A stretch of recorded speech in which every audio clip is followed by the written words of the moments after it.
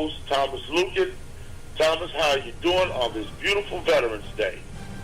Morning. Doing very well. So, chilly.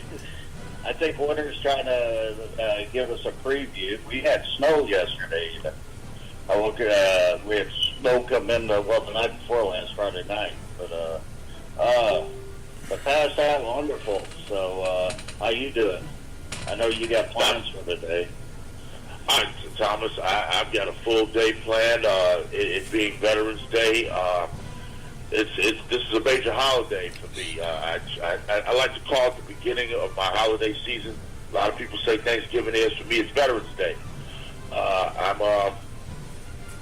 Later on today, I'm going to head to the Jesse Brown VA Hospital here in Chicago, where there'll be a ceremony and for the veterans with lunch and goodie bags and entertainment, and that's what I'm gonna start off with. And then tomorrow and maybe later on today, I got a couple of restaurants that I'm gonna hit and get my thank you for your service meals. Yeah. So and I took tomorrow off because there'll be some more of that tomorrow. So that's pretty much what I got planned for Veterans Day. And at some point, hopefully, I'll get to watch some football also. Yeah, I'm not sure. I haven't set plans. Ever since 3 years ago when I resigned from being VFW post commander again, that was my second time around, the last time I did it. And I've kind of taken a break from that. Actually, I would, after we move, I would tend, before he retired, my church I used to attend in Van Day, the minister was a retired vet, and so we used to. I helped. Me and him used to host the Veterans Day services there at the church. We would have a Veterans Day show there, combined with the VFW in the church. So, but he retired and I moved, and so last couple of years I kind of taken it easy. So. Usually a lot of times my son's home, around the house, and he would take me out for Veterans Day. I don't know why it didn't cost me anything. He would be paying for everything for himself, and I was doing the stuff for free.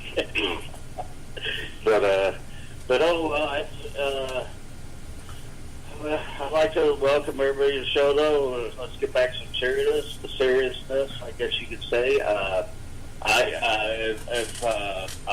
We could both bring him on. We got a past guest who's been on the show before. And today, what makes Bill so unique is our friend, retired Command Sergeant Major Bill Virrill.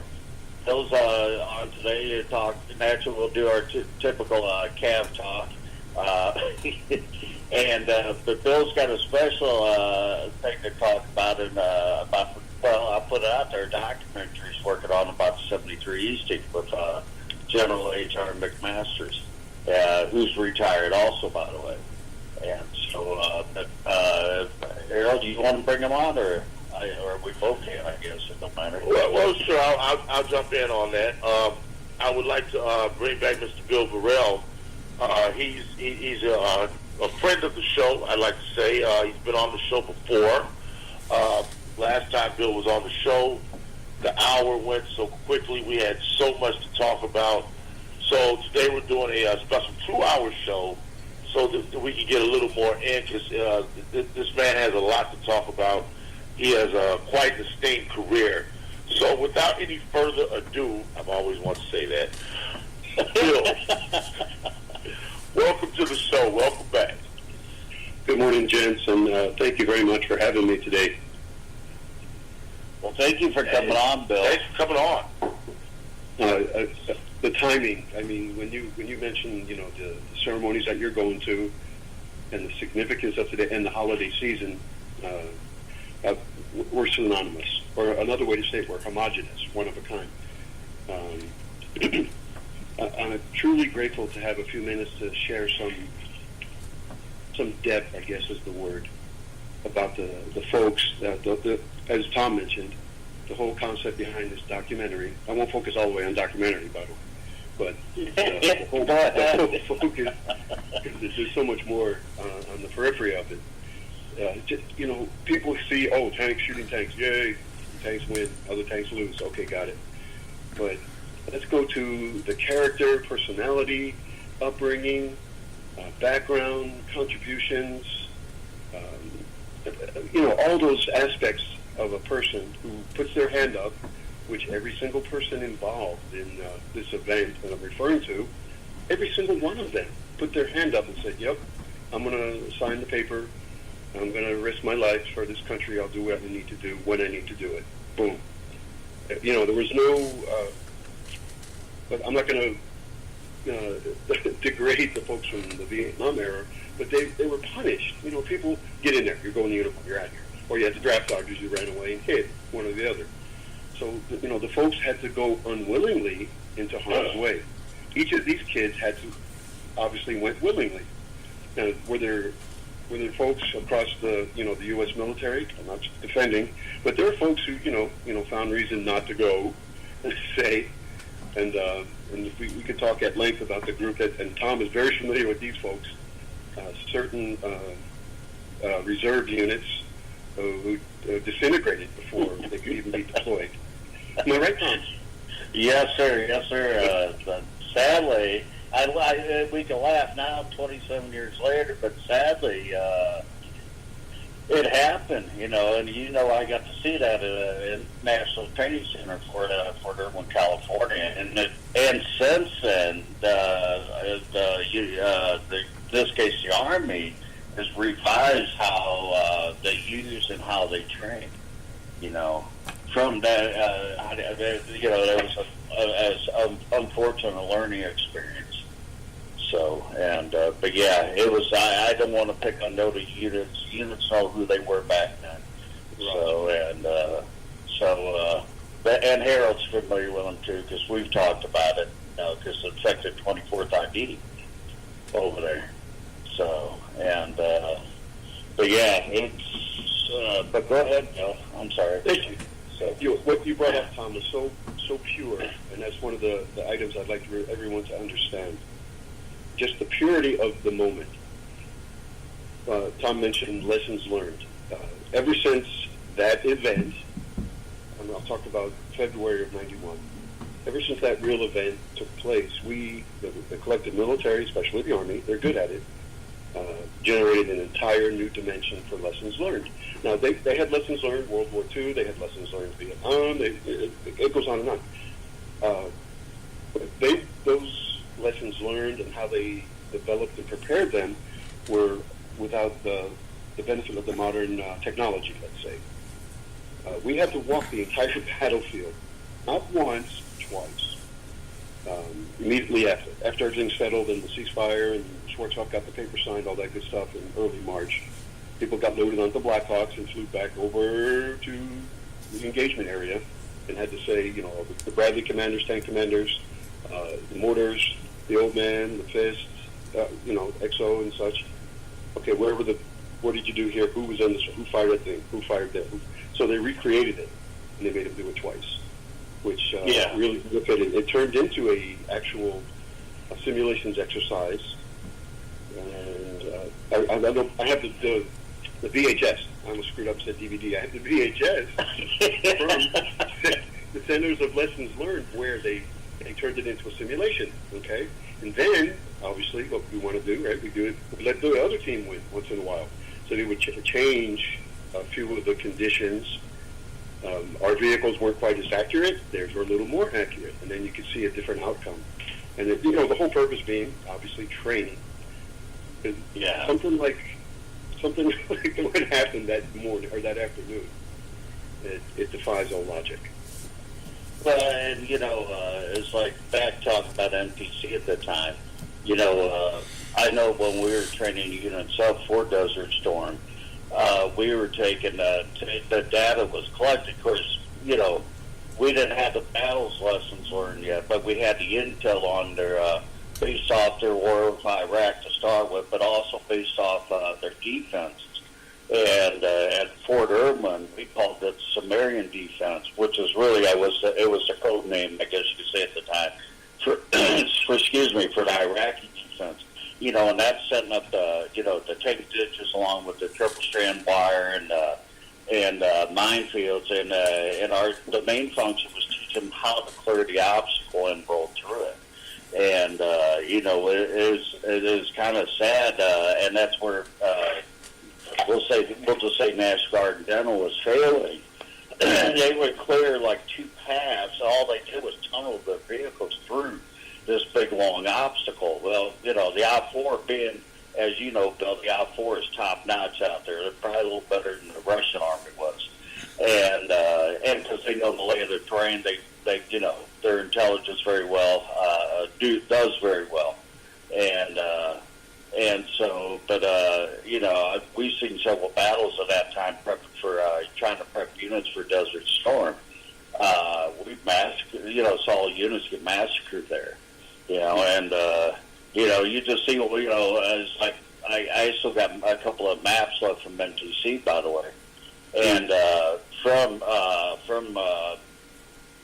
the first brigade that came through, and you just see basically 2 holes of fence, and of course you're looking at a digital map, so you got blues for the blue for the Americans, and reds for the I-4, which is playing in this case we're Russians or Iraqis, and you just see a lot. And when a vehicle is killed, the vehicle on the map turned black. Well, all you see is a bunch of blue and black dots dying in a straight line, trying to penetrate through the obstacle. That was just one of the scenarios we gave out there, so, but yeah, I just remember we would take the intelligence from what we got from Iraq, and like I said, the biggest thing was clearing the obstacles, be able to clear the obstacles and move on, as we all know. And so, but I'm sorry, I just want to throw that out, because I know that's associated with what you got going on. So, but go ahead, Bill, I'm sorry. Oh, thank you. Taking your synopsis there about how the difficulty in doing the obstacle reduction. Yeah. In in late 02, I was hired to go train the 3rd ID, and this was specifically Colonel Dave Perkins at the time, 2nd Brigade of the 3rd ID, who was designated as the point for the assault soon to go in Iraqi freedom. Okay, they took 75 former armor, mech, and cavalry guys like myself, senior NCO or officers, staff, battalion, squadron, division level types. And they plugged us into this training complex. It was really primitive at the time, out in the Kuwaiti desert, about less than 5 kilometers from the actual border with Iraq in the northwest corner of Kuwait. And we were designed, just like you said, Tom, to take the intelligence, build the obstacles, and have the units reduce the obstacles day and night from different angles, different conditions, the whole 9 yards, to include live fire, not only at battalion task force, but brigade. Long story short, the soldiers, you just saw them crawl, walk, run right in front of you within a few days, because we pushed them hard. We had them by virtue of the guidance coming from Corps, which was a good friend of mine at that time, Scott Wallace, 5th Corps, who said, I want them to do massive land movements under duress, see how they can handle that. So literally, we marched around the Kuwaiti desert in 40-mile chunks in 3 days. Go. That's pretty far for an entire brigade move. So, and in contact, there were, we had legitimate contact in obstacles, and the terrain can be harsh, the weather can be harsh. And this was in right about this time of year, October, November. So the winds are really strong in the desert. You do have whiteouts or blackouts or brownouts, whatever you want to call them. And it was, the implementation of the newer technology, like the Blue Force Tracker and others, benefited immensely for the folks to maintain control of their equipment. It was really special to see, younger officers and platoon leaders, platoon sergeants, embrace it and really carry the day with it. Because I'm not talking in disrespect to the senior folks, but at that time, it happened so fast, they didn't get ample opportunity to really get spooled up and comfortable with the tech. So that, they would be in the background, pulling on the earlobe. Yeah, okay, I got it. They're not going to be up front saying, push that button, Holmes. It wasn't quite there yet. I'm not being disrespectful, it's just an actual observation. long story short, we did the thing with 2nd Brigade. The battalion task force live fires involved clearing a horrible triangular obstacle. And as Tom mentioned, minefield, wire, using live Nicklick, plow tank comes through, assault force comes through, clears the opposite side, and then the security force comes through and attacks the obstacle, the little triangular with the lightning trench in it. We had thermalized targets inside, individual and vehicular, inside the obstacle area. And these soldiers were so incredible in adapting to that nasty environment. The infantry or scouts would dismount a Bradley, clear the trench with the point man holding up his chem light as a beacon, and the Bradley gunner would clear in forward of him with his coax 7.62, because they were less than 150 meters away at this point after the troops dismounted. So you don't have that delay in the Harold. You know what I'm talking about. Tom, you realize what I'm talking about. When you fire coax at length, it takes a while for the round to get there. It's like firing a water hose. Right. Yeah. When doing it within 200 meters, the bullet arrives quicker, and it does more suppression for the troops. And they cleared these trenches and they did it day and night, multiple times, without a single casualty. So the tribute to the training and the mentality of people having to do this was incredible. Then we scaled it up, and we had a brigade live fire, the first one ever. The United States military had done that big. Fast movers coming off the water, F-18s, others, AH-64s, Virrill Warriors, live 155 shells, but they were white phosphorus, so you could really get a good perspective on where the rounds were impacting. That was really interesting. It was incredible to see that white phosphorus raining down like that. When 24 guns let go, it's a lot of noise. Yeah. Well, I was going to say, even, I'm sorry to cut you off, Bill, just for people's knowledge, because I know we at NTC at Fort Irwin, we do live fires, but they were task force, otherwise only battalion size live fires, time runs. We wouldn't do brigade. Usually if you had a brigade out there, normally what happened if you had a full brigade out there, just listen when we had the National Guard out there prepping them up for Desert Shield and Storm. The brigade was divided into two task forces, and one task force was doing their head-to-head training, and the other one would be on the live fire range for that 2 weeks. Then when they could finish, the task force was swapped. The other one going for head-to-head training, then the other task force would be out there doing the live fire. But the biggest we ever did was battalion runs. I just want to mention that. So brigade is a lot bigger than battalion level. So. Right. I kind of wanted to piggyback on that too, Thomas and Bill. Bill, you mentioned that was 2nd Brigade of 3rd ID. So in 02, 3rd ID was out of Fort Stewart, correct? Yes. Right. So 4th ID. My old unit, the old 24th, before they reflagged 3rd ID. There you go. So if I'm correct, 2nd Brigade would have consisted of 164 armored, 464 armor, and 315 infantry, right? You remember? 100%. Okay, that's what I thought. All right. I just wanted to throw that out there. The memories came floating back. I was in 1st Brigade in 369 armor, but, we all know each other. There you go. Thank you for bringing that out, though. One of my long friends in the military, a fellow named Dennis Oggs, I've lost contact with him. He was a really sharp NCO. I was his instructor at Drill Sergeant School at Fort Knox. And he ascended the ranks, became a battalion CSM, and for the 464, the Tuskers, it was so gratifying to see him with his unit, having known the guy for many years, and then to get his feedback on the way the training went. And as Tom mentioned, the U.S. military up to that point had never put a brigade in maneuver and live fire on one piece of ground at the same time. So we did our basic hammer anvil tactic. 2 battalions assaults, set up base of fire, 3rd battalion flanks around, hammer anvil, squash the targets. And they're firing in depth. It wasn't, everything's point blank. There was actual pop-ups that were built to represent, the running away equipment, just like we had in the first sandbox. which was very critical. They don't get away this time. We were told to stop back in 91. This time, no. There's a vehicle on the battlefield, it goes away. That's all there is to it. It's not being extremely prejudiced, like somebody would say. Oh, you killed it? No, they started it. We're finishing it. Hello.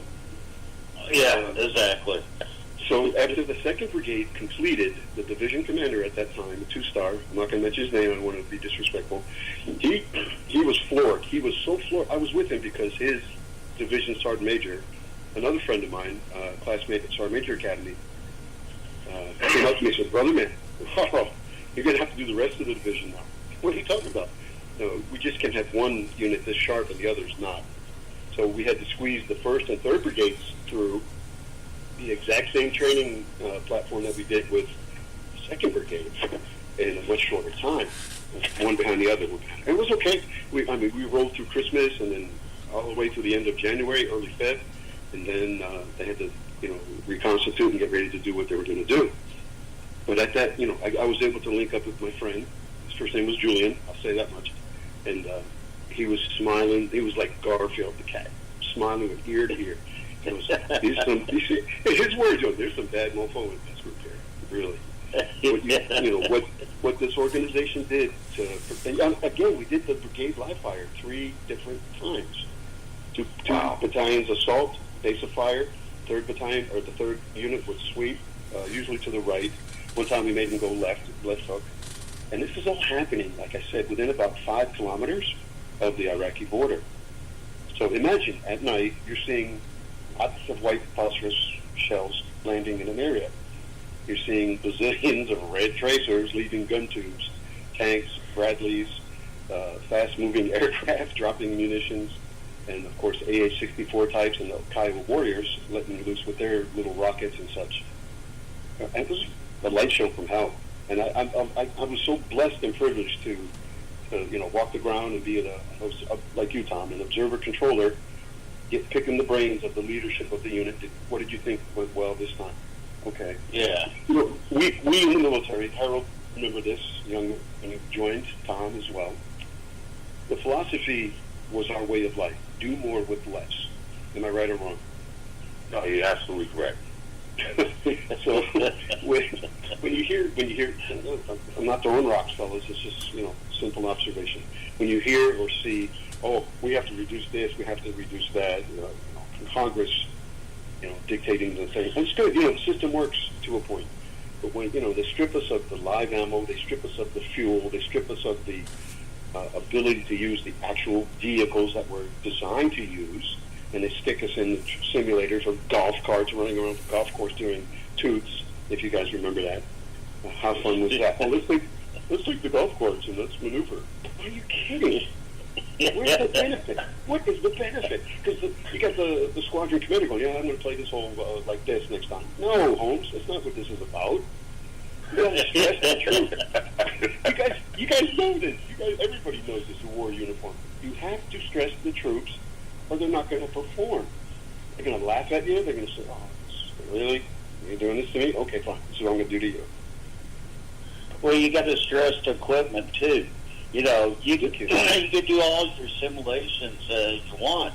Problem with simulations, the vehicles don't break down as easily as they do in real life. Well put, Thomas. Well put. And that's experience from working with simulations through the 90s as a contractor. You can sit there and run through several scenarios, let's say in the old HUCOFs. We all know what the HUCOF is. And I used to work in those quite a bit and custom them quite a bit too. But you know what? The simulator may break down, but your vehicle inside that computer didn't. And so it's easy to go through all the scenarios, or whether it's that or SINET that we used to have, or even now is I can mind what it is. I just still only have my second cup of coffee. I apologize, but CCTT, Close Combat Tactical Training. But when you run your vehicles through those, they're great simulators to help you prep. But the one thing they don't cover is what the scenario of when you throw track or when you blow a pack, and pack is the military term for engine.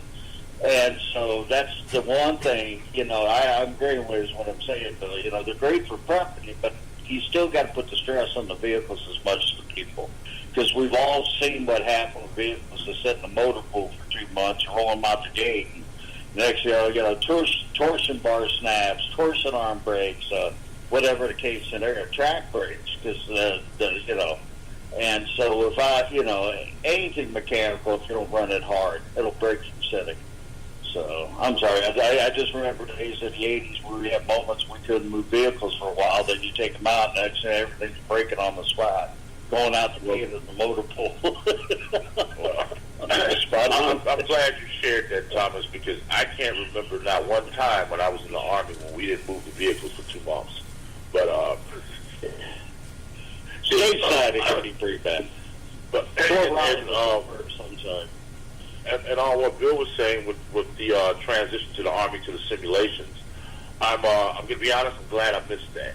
I got out in 90, and the Army hadn't gone to that mode yet. We did everything in the field.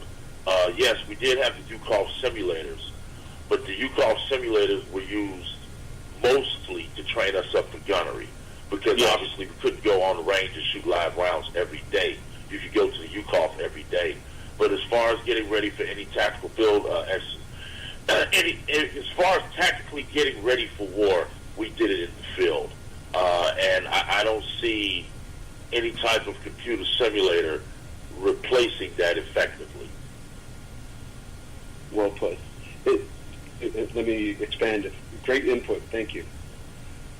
What Tom said about the stress on the vehicle, and Harold just said, okay, yeah, you can run through the COF, you get confident in your fire commands, and you get confident in your fire commands. And the gunner gets some confidence in manipulating the turret. He gets. Well, I wouldn't go that far, brother, man. Come on. He doesn't feel it. It's not banging. It's not squeaking. It's not tilting. He gets the comfort with touching buttons. Buttonology is good. He knows how to switch this, change from daylight to night, heat to disable, blah blah blah. Switch weapons. Yeah, he got the buttonology down. But the crew dynamics of banging around, like you just said, and executing, under duress, under a time constraint, and or knowing there's someone at the opposite end, excuse me, capable of removing you from the planet. So, what I will try to expand on here now, the folks, which is why I'm trying to do this documentary. I won't get too deep at this point. Take apart the crews of those vehicles. All right, 9 Abrams M1A1 heavies, 12 Bradley M2 A2s. Those are the ones with the little firing ports at the back ramp. Remember? Infantry Bradleys. Yeah, the infantry Bradleys. They were infantry Bradleys, yes. So we had to strip the seats, and that's another story. The guys, my scouts are so cool about this. They're like, hey, Tom, we can't do this. This is wrong. What are we going to do? I said, drop the seats. Put them in a pile. They put them in a pile. I brought the 88 to the, because we did a new equipment transition. We dropped off our M3 old A1s for the M2 A2s, and which was a great thing because gave us a lot more mobility because they were a stronger, faster vehicle. So I took the 88 and put the blade down and just started scraping the hole forward and backward and forward, and just like a pendulum. literally, I scraped a big hole and I took the blade and I pushed in 12 Bradleys set worth of seat. I think it was like 6 per vehicle. Yeah, because they were the back-to-back ones, that run down the middle. So they all went into this hole. I went to the fifth, who had a GPS. We had the Slugger, that fat little green, little flying saucer-looking creature with a tiny view screen. I said, mark this grid, please. And I looked at a couple other lieutenants from the scout platoons, 1st and 3rd. I said, hey, mark this on your map. You got it? Oh, it's up. Okay, good. So we knew where they were if we had to go back and get them. Right? We had repetitive grid. And then we finally got, because the old man was off doing some kind of recon. They were on a flight. This was back in mid-January of 91, okay? Right before the aircraft started doing what they did. And that was about 14th of Jan when we had this new equipment transition. And never said a word about it. I never brought it up in a conversation. So then fast forward to Germany a couple months later, right? He's like, hey, how come the Bradleys had so much room in them? Did they have seats? and then I told him, I said, well, yeah, they're here at this grid, because I had the grid written down in my little leader book, and I kept my leader book. Well, I still have it. I have it in an old little plastic box here. All the crap. And he was like, "You what?" I said, "Yeah, how they can operate? They're scouts. They don't need all those seats back there." Because what they... Well, why... Go ahead. Why did they give... I'm sorry, I'm just curious, though, Bill. Why did they give y'all M2 A2s instead of M3 A2s? That's what was available, brother man. That's all they had. Now, these were the A2s. These were not the ODS versions y'all had. No, these are M2 A2s, yeah. Yeah, I'm quite familiar with those. Well, you know, the biggest difference between A2s and A1s was those ballistic shield doors. The ones on the A1s and the original M2 and 3s, you know, they were, if you remember, a pull-down cable. Those cable was fine. It was terrible. But it was terrible. Oh, yeah, and so it's like, and they stuck straight up in the air, so they blocked, actually in front of the commander's cupola, they stuck straight up, well, not cupola, but the BC's hatch. But they stuck straight up. With the new, with the A2s, you had the doghouse, and they swung out, and they're a lot more performance prevailing. And but I remember the old A1s. It's like I get talking to people about it. I say, yeah, you know, we have to close it. We have to get out the hatch first. You have to push the ballistic door down over the ballistic sights. And so, because the stupid cable only really worked one way, and that was to pull them open. Yes, indeed. And you had to pray that you didn't kink it when you pulled it. You had to pray. Please, don't bend, don't bend. Yeah. So when they came out, when I first I got to touch A2, I saw an A2, I was, oh my God. And it's probably one of the biggest upgrades they did. It was worthwhile on the cable that I liked. I'm sorry, go ahead. I was just curious why you got M2, but see, the A2s, correct me if I'm wrong, too, if I remember right. With the M2 A2s, they did away with the firing ports that were on the A1s for the infantry. No, they had the firing ports at the ramp. Yeah, they had firing ports in it. Oh, at the ramp, and I'm talking the two on the sides. When they put on the additional armor, they did not. They did away. You remember you had 6 ports, 2 on the ramp, 2 and 2 on each side on the A1s. Yeah. And so these were, as I remember, they were only at the ramp. Yeah. And a couple of the vehicles had to use the capability. Let's say we were given 2 12 Bravo Magician Sharp Engineer NCOs, 2 E5s. Good kids and just down to earth, salt of the earth, strong, smart, competent. They taught me how to make these little devices. I mean, I know how to do IEDs in '91 like you wouldn't believe. So using C4 and time fuse and dick cord and all that good stuff. Because when we had a bunker, you have to remove the bunker. How you going to do it? Oh, you got to explode it. And grenades aren't going to do it. So we built these portable chargers and went to work. But one of the kids was pulling security in during contact. The hatch is open, and you guys know what happens. You have to tilt the launcher to slide the toes in, right? yeah. The crew is extremely vulnerable, and we're in contact. So a particular Iraqi soldier who had laid down the ground pretending to be wounded with his weapon cradled under his chest pops up with his RPG, and the kid that was manning the gun port with that M16 on fully auto, because that's all it would fire, wasn't a single shot.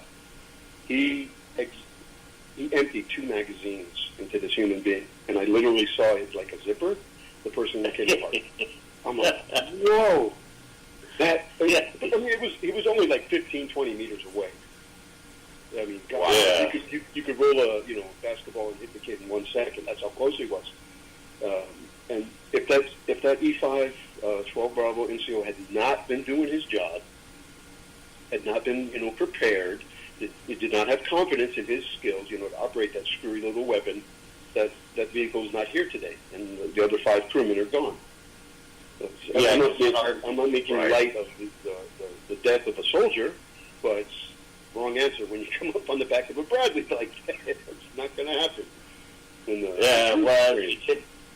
You didn't have him back in an RPG-7 would have penetrated into that ramp with ease. Because again, a lot of people don't realize,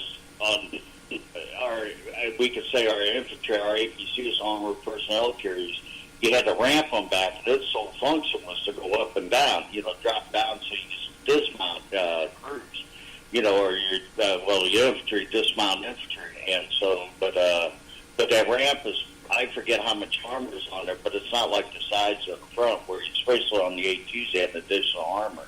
The back is still. So it's actually hollow inside.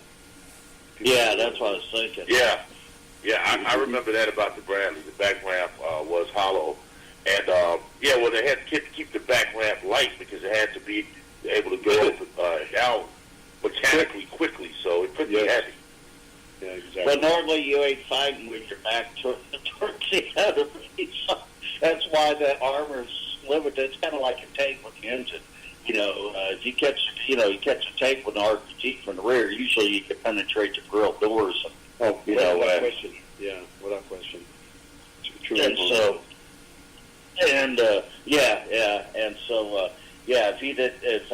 if that guy would have directed would have hit an RPG-7 through the ramp, you've been SOL. So I could only imagine. So. But I'm sorry. Go ahead. I just like as I got up, I like to update people so they know what we're.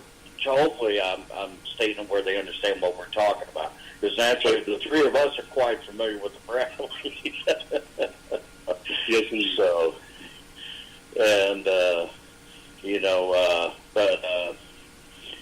was kind of surprised. I know you were a tanker, but I know reading up about Desert Storm, you actually spent your time on the Bradley as a first sergeant. Huh?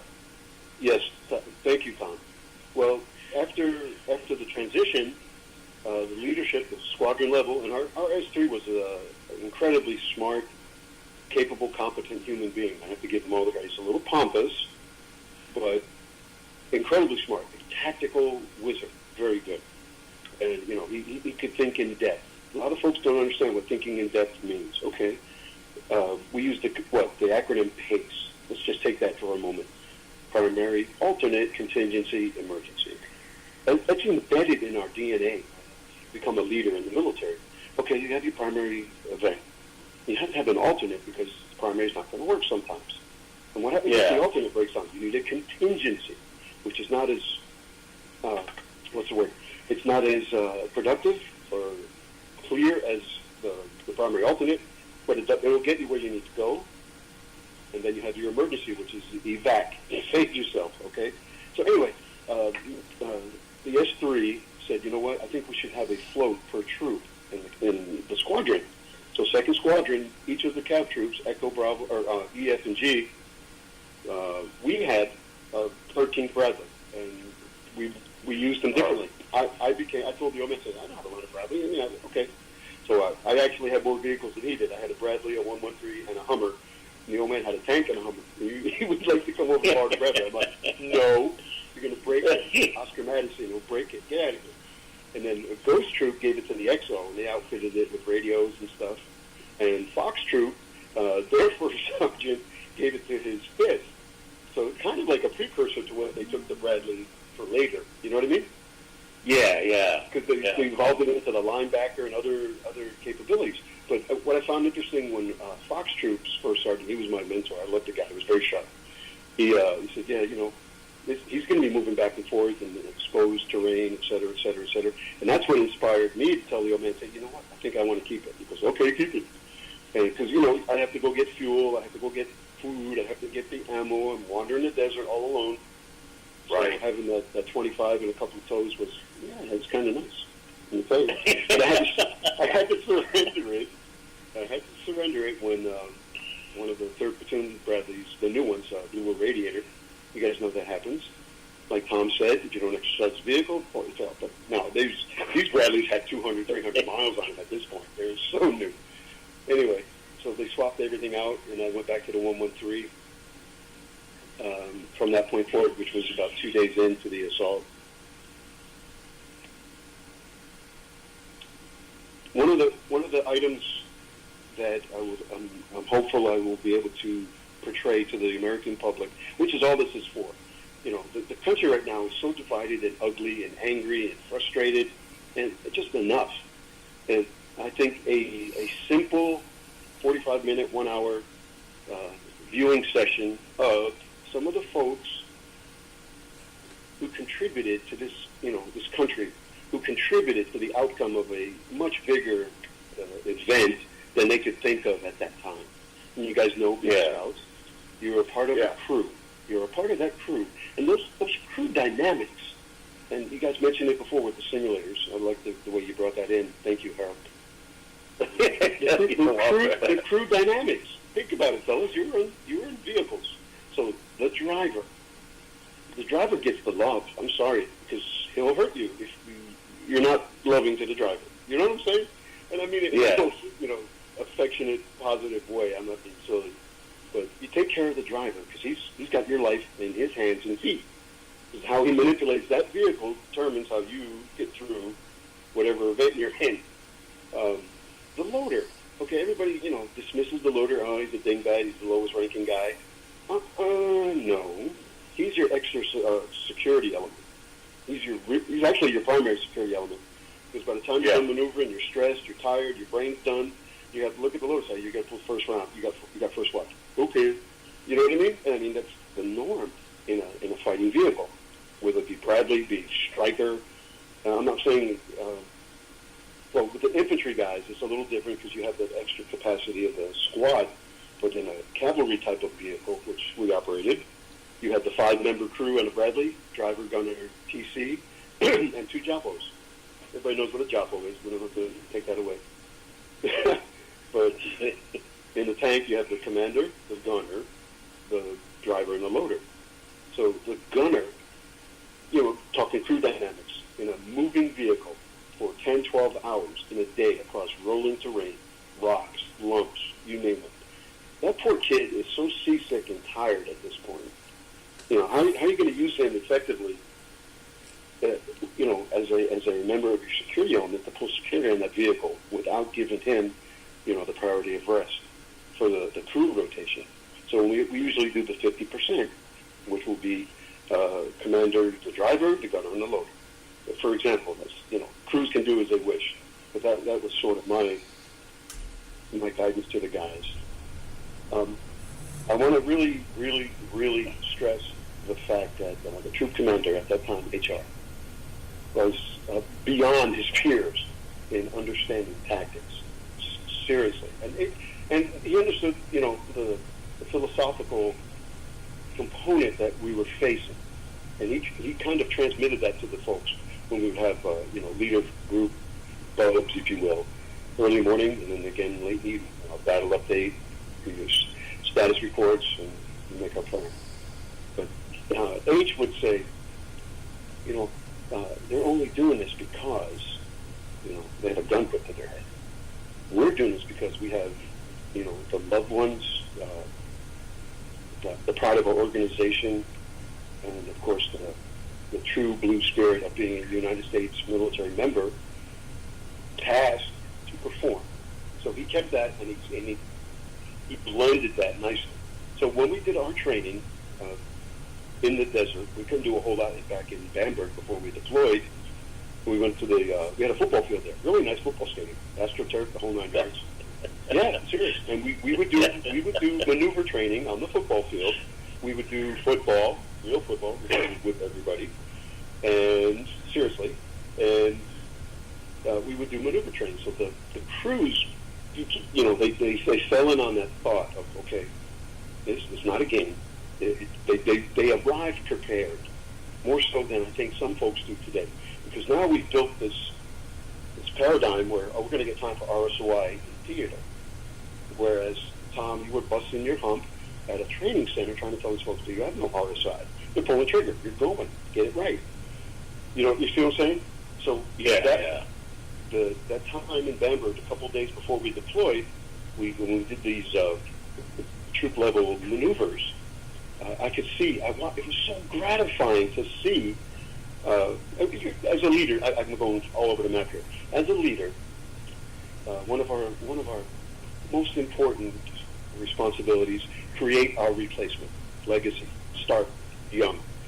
You quickly identify that Bradley commander, that tank commander, that mortarman, whomever, that mechanic, this guy's got it. He understands what's going on here. He may be a Spec 4 at this point, but they're demonstrating those key qualities that will bring him forward, during and after stressful event.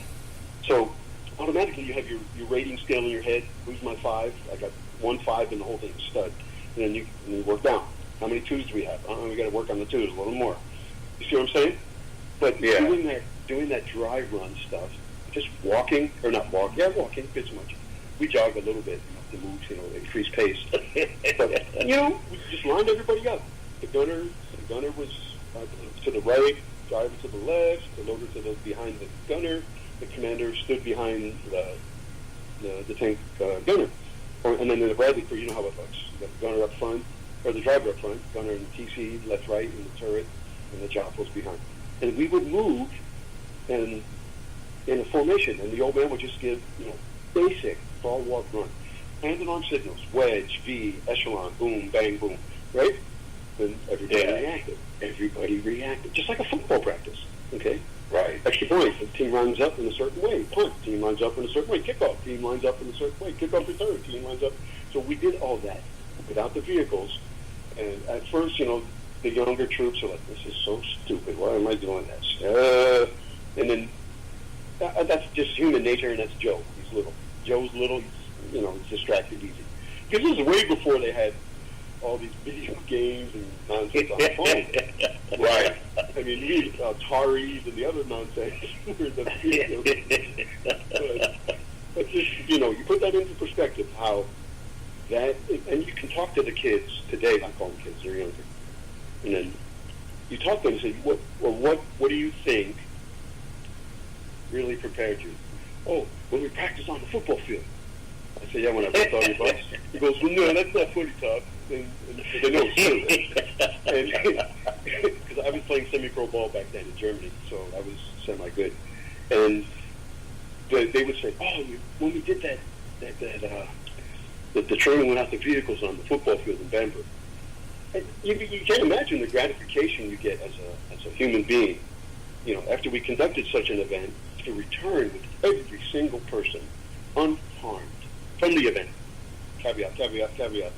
We had people who did stupid things and burned themselves, and they stumbled and fell off a vehicle and broke their toe, that kind of stuff. Okay. But in trading rounds with the opponent, no. We didn't have anybody hurt. Not a scratch. And then I've assembled a small group of members of the troop, scouts, tankers, mechanics, mortar, and they're all on deck circle waiting to hear. We've got the green light of funding for this event, and then the film crew's going to do their interview portion, and off we go. It's not going to have any kind of script whatsoever. The title of what I'm trying to do, we're just calling it Dirt and Sky. And those photos I sent you, Tom and Harold, I hope you got a chance to look. You can see a few images there. We had dirt and sky. And sometimes on the dirt you had a dead carcass of a camel or sheep or something. The camel poop, little BBs out there. But that was it. That was it. Nothing man-made. To try to fathom that, or for folks to fathom that, look into that, say, no, you're lying, you're bluffing. No. We have photographic evidence, and I have lots of witnesses. You had dirt and sky. All day, all night, dirt and sky. Nights were incredible. You guys, you know how it is at NTC, Tom, but even at NTC, you have some ambient light from the horizon. True, false? Yeah, you do. You can see some towns, and if you're up in the northeast, you can see Vegas, the airfield. You get the lights glowing off of that, right? Oh yeah, and plus you got the mount where Iraq is more of a straight open desert. NTC, Fort Irwin, California. You had your mountain ranges through certain parts of there, like Granite, Teaford, and so forth. Yeah. And what happens on top of Teaford? There's a red blinking light. Low. I remember going out when I got there. I was assigned to Oscar, the OC group, but I had friends who were in the 177 Brigade at the time, as scouts, And once in a while, my boss will let me, I sneak out and go out with scouts, and we did dirt teams at that time, deep reconnaissance teams. And which means, okay, you insert the dirt teams. Well, that means you're climbing to get to the top of a mountain so you can, so you can scout out the enemy. And that's why NTC was so successful, the OP4. The brigade commander there was Brazilian at the time. You might be familiar with him. And I knew him from Korea from years back, old Colonel Roper then. I forget his first name. Last name was Roper. Armor officer. Roger. I don't know if you ever bumped into him, Bill, but his name was Roper. And, and I figured it's a very down-to-earth guy, because I remember being up in the talk one day, and he calls the talk, we got chatting, he goes, Luke, and we're chatting away, he goes, were you in Korea?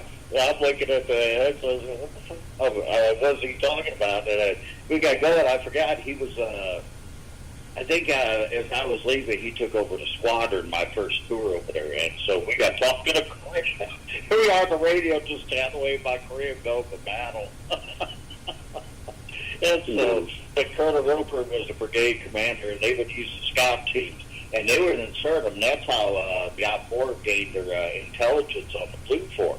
The dirt teams would be picking up everything up above, and that's how they used the dirt teams. So, BRDM, otherwise a modified Humvee to look like a BRDM, would go out forward and insert teams in the different places. And it was actually intriguing to be in the top and watching the dirt teams be involved. I would sit there, I ended up doing a lot of the reconnaissance stuff for the talk because I was a scout. And so, you could zoom in, considering the technology we had back almost 28 years ago, what we could do. And that was, you look at computer technology now compared to 28 years ago, people probably be astonished what we were able to do then, but I could sit there and zoom in, and you would see the OP4 be weaving their vehicle right between the Blue Fort vehicles, and the Blue Fort never pick up on it. It shows you how much they weren't alert half the time out there. Mm-hmm. And so it was intriguing. I'm sorry, I didn't mean to take over the conversation. No, that's all. Thank you. And Thomas, you're right. You were out there at NTC. You were stationed out there working with the ops group, and I did 2 rotations to NTC while I was with the 24th ID. And I'll be the first to say, you guys were good.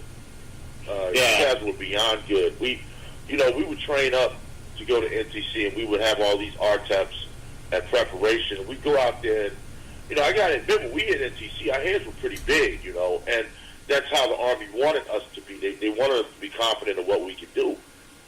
But halfway through it, we're like, wow, these guys are everywhere. We never know where they are. You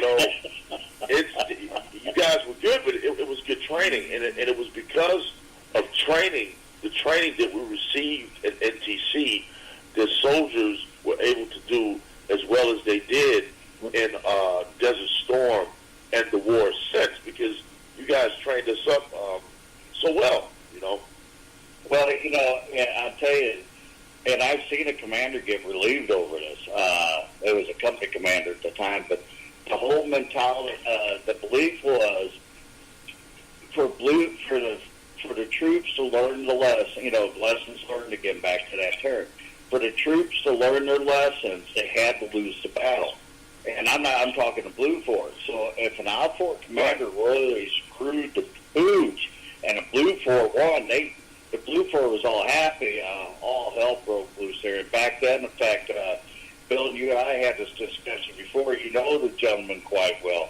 Our post commander, General Wesley Clark, he was a brigadier then, and BT Wesley Clark, God forbid if Blue Fort won a battle, all hell was coming down from Wesley Clark's office, and Colonel Roper's office. Colonel Roper was, at that time, was 177 Brigade, which is now 11th ACR. And all hell came down. You did not lose the battle out there. And the majority of your special officers had to be, how do you want to say, to be out there at NTC and to be involved in Ops Group Brigade, majority of your officers had to be top-notch. They couldn't, you had to have good people out there. They're trained. They're trained up the units. You couldn't have somebody subpar, and that did not happen. I'll just put it that way.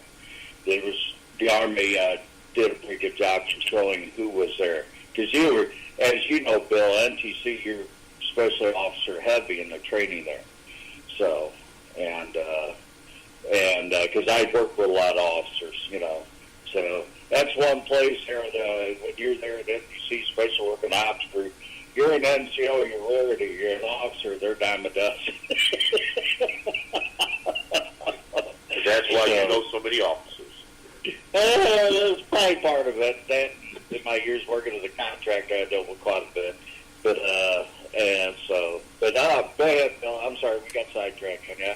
I apologize. It's very good. It's very accurate. You guys are all over it. Tom mentioned something. You mentioned as well. The fact that the OPFOR at the NTC or any training center, they don't lose. Geronimo at GRTC does not lose. They'll die in place. They're not going to lose.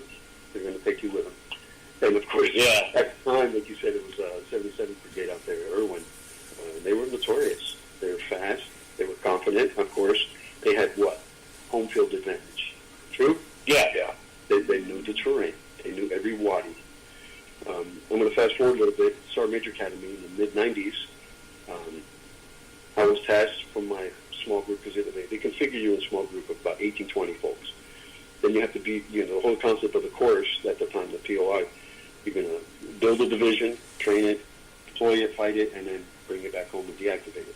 So that's what the whole 9 months was about.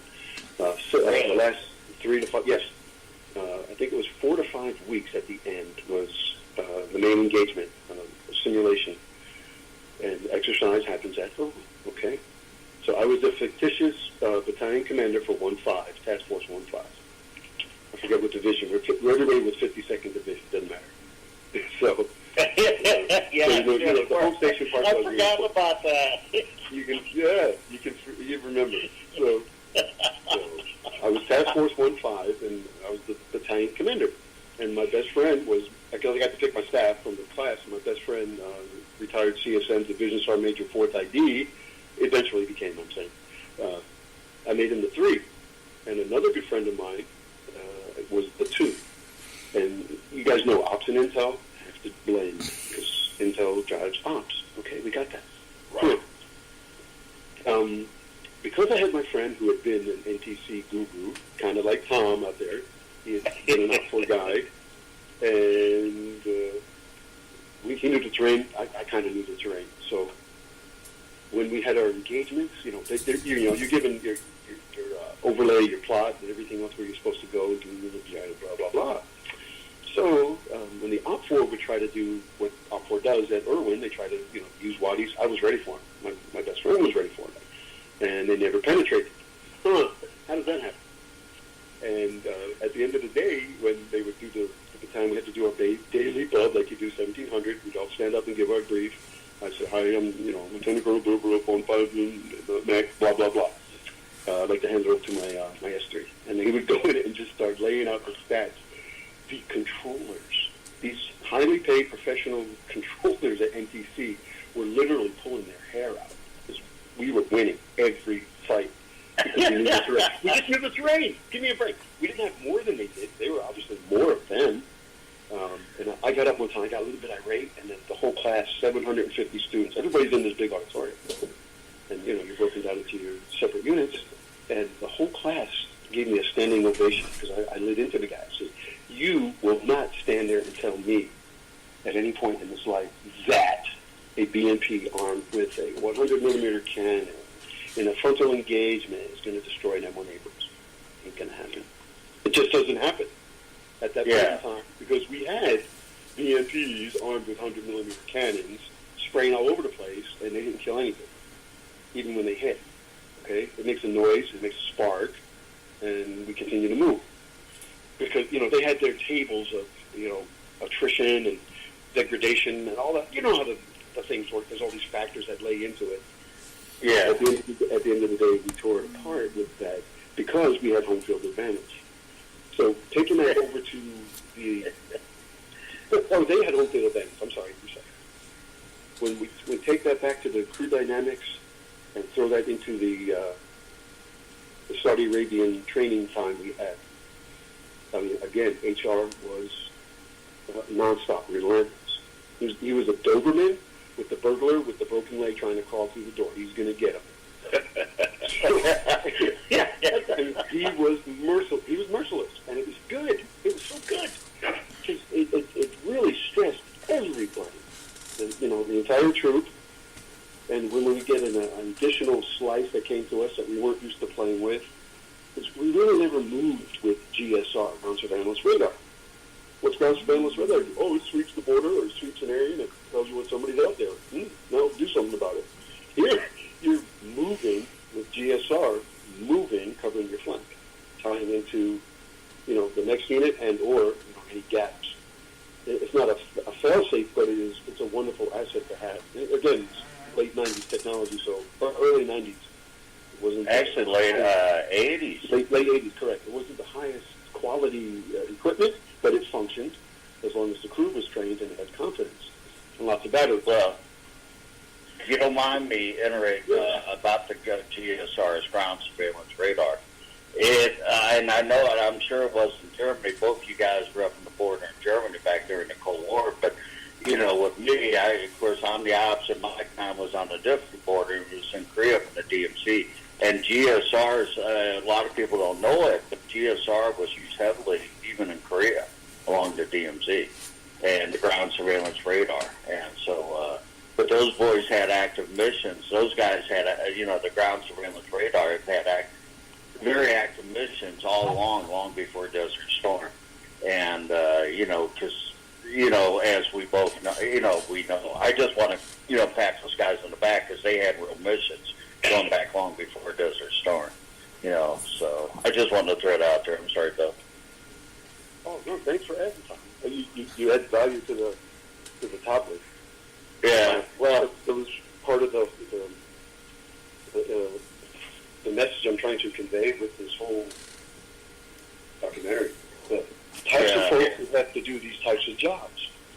The young men, and I'm sorry, we're going to get kicked in the kneecap here, but we didn't have any women. Zero. 150 women. We had 0 women in our organization.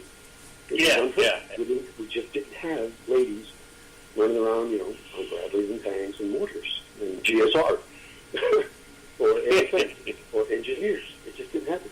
Were there female soldiers in like the medical and the logistics? Oh, without question, there were female truck drivers. And my heart broke for them. I'm like, oh, you're out here exposed like this? This is not a friendly place. But anyway, the Lord took good care of them. So taking those young men, putting them into this incredibly harsh environment, and you scratch your head, Harold. You played in the sandbox, you know it. Tom, right. You lived in Irwin for years, so you understand, the temperature swing that occurs in the desert. It's a 40-degree swing on most days. Exactly. From the peak hot at 2, 3 o'clock in the afternoon to that moment at about 4 o'clock in the morning when it's like, are you kidding me? This is desert. And it hurts. Your hands are frozen. You're done. There's frost on the windshield of the Hummer. Give me a break. That stresses your equipment like nothing else. Oh, yeah. Especially being there in winter, which they have a winter. It rains a lot.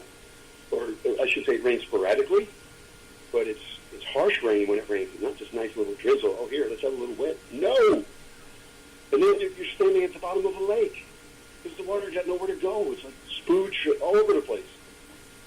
And then you're still expecting these people to perform at the highest level. They haven't been inside a building for weeks and months on what we would call a norm. You're living in your equipment. Or at that random time when there's a pause where you can erect some sort of shelter. Like, guys, you guys are very good at this, you know what I'm saying? You take the tarp, string it to the side of your vehicle, string it out with a couple camo net poles as your legs, and you have a, quote, shelter. So it's going to block the sun. It's not going to make you warm. It's not going to make you dry, so to speak, because the wind's going to blow the water in the side of it. But you get what I'm saying. So the guys just adapt. And granted, it was only a short period of time, several months, but you're still exposed to that, and that stresses your thought process. Because what happens when Joe's cold? He doesn't want to do anything.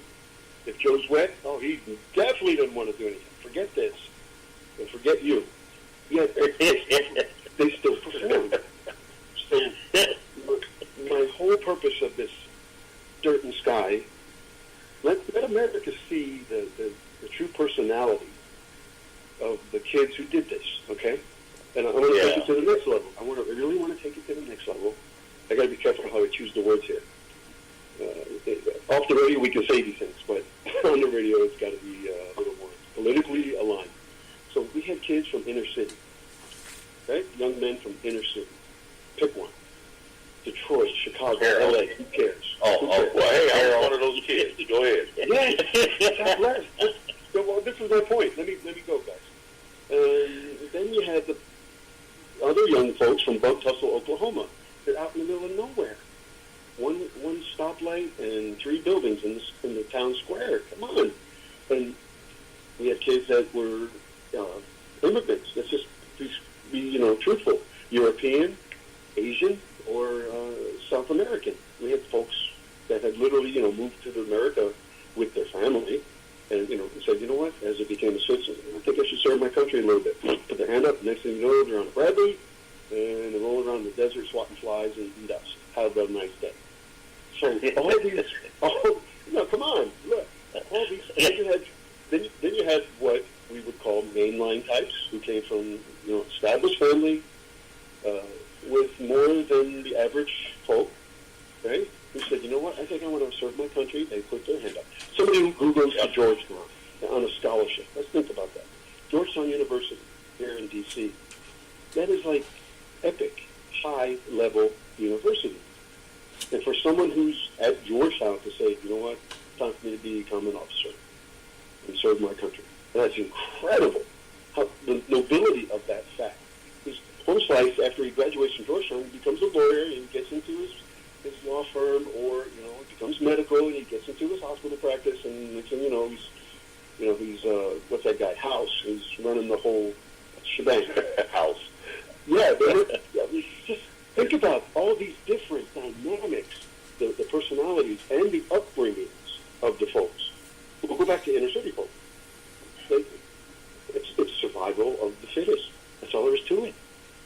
It's all there's. I had an NCO, and he retired as a CSM. I'm so proud of him.